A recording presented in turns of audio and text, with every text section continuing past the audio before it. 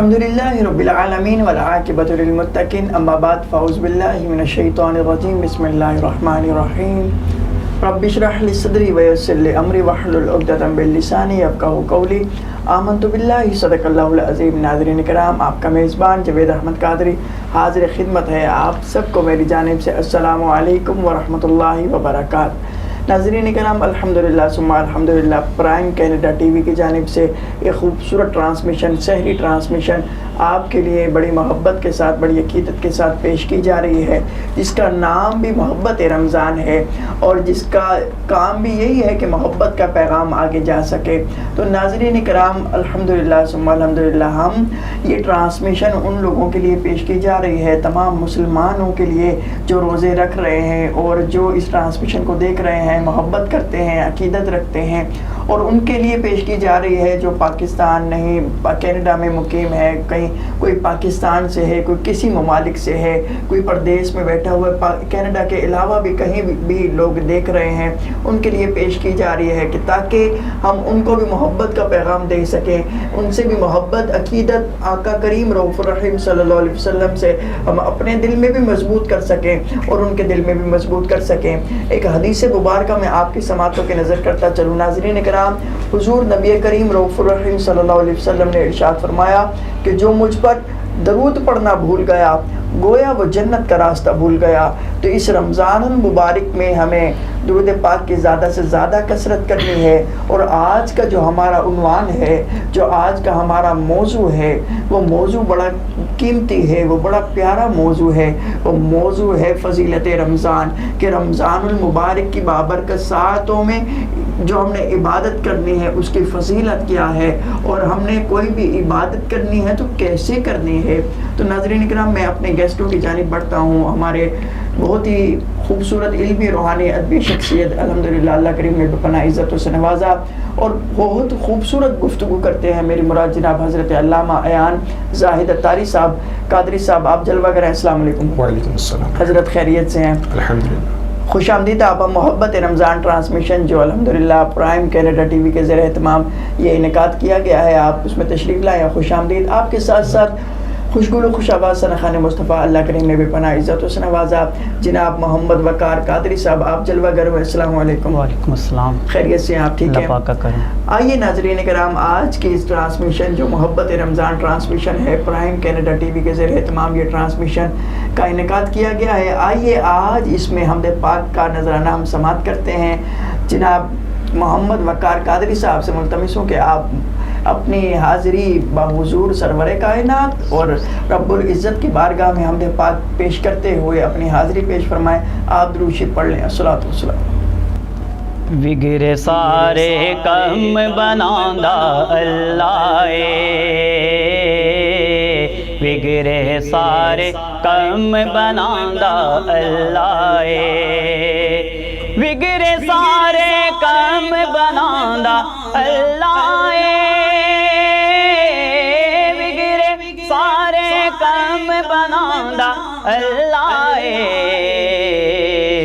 ماڑیاں دی گل بناندا اللہ اللہ ماڑیاں دی گل بناندا اللہ پتھر دے وچ کیرے نو وی فکر نہیں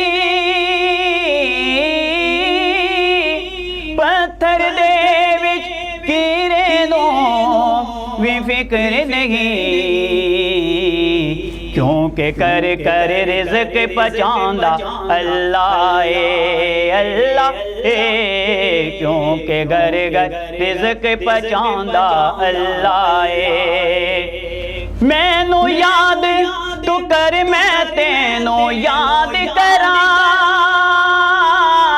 مینوں یاد تو کر میں تینوں یاد کراں وچ قرآن دے خود فرماندا اللہ اللہ وچ قرآن دے خود فرماندا اللہ بگڑے سارے کم بناندا اللہ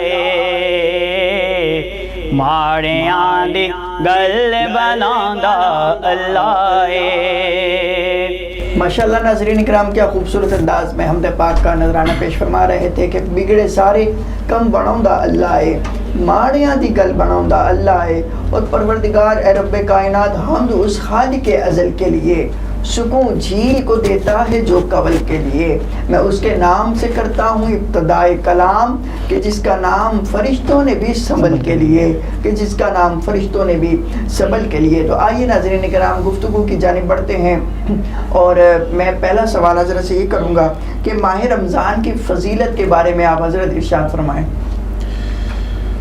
الحمدللہ رب العالمین والصلاة والسلام علی سید الانبیاء والمرسلین، اما بعد فاعوذ باللہ من الشیطان الرجیم، بسم اللہ الرحمن الرحیم، الصلاة والسلام علیکہ یا رسول اللہ وعلی آلک و اصحابک یا حبیب اللہ۔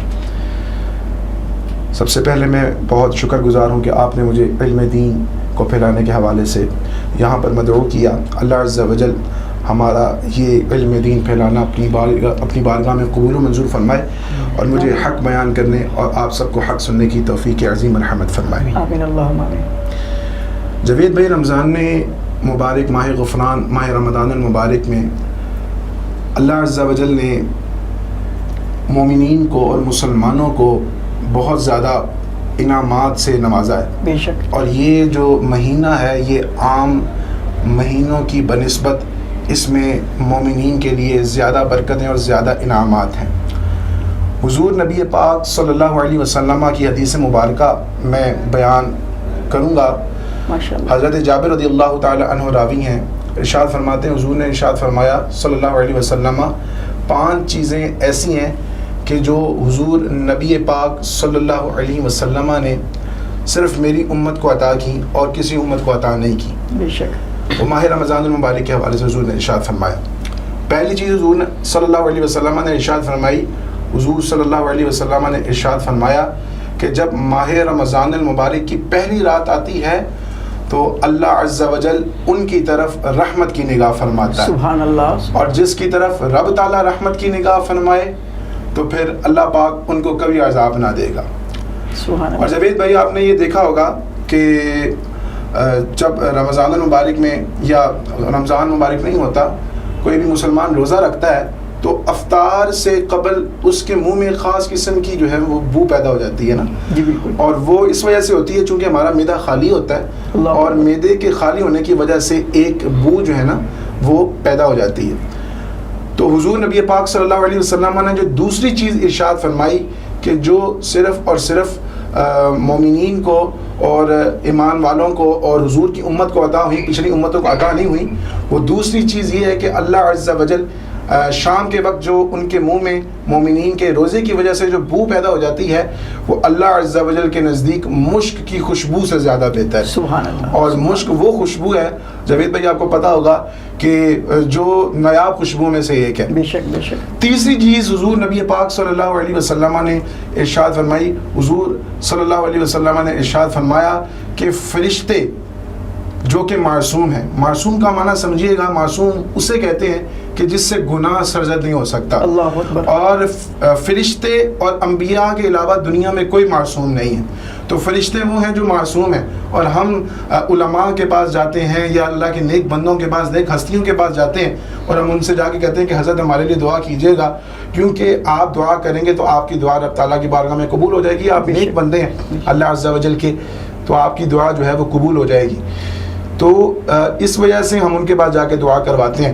تو فرشتے جو کہ معصوم ہیں، جن سے گناہ ہو ہی نہیں سکتا، تو پھر جب وہ دعا کریں گے تو ہماری دعا تو قبول ہوگی۔ ماشاءاللہ، تو اللہ پاک نے تیسری چیز ارشاد فرمائی کہ فرشتے جو ہیں وہ ان کے لیے دن اور رات دعائیں مغفرت کرتے رہتے ہیں۔ سبحان اللہ۔ چوتھی چیز حضور نبی پاک صلی اللہ تعالی علیہ وسلم نے ارشاد فرمائی، حضور نے فرمایا کہ اللہ عز و جل جنت کو حکم دے گا کہ میرے بندوں کے لیے مزین ہو جائے، یعنی آراستہ ہو جائے، اللہ اکبر، عن قریب وہ دنیا کی مشقتوں سے آزاد ہو کر میرے گھر میں آرام اور راحت پائیں گے۔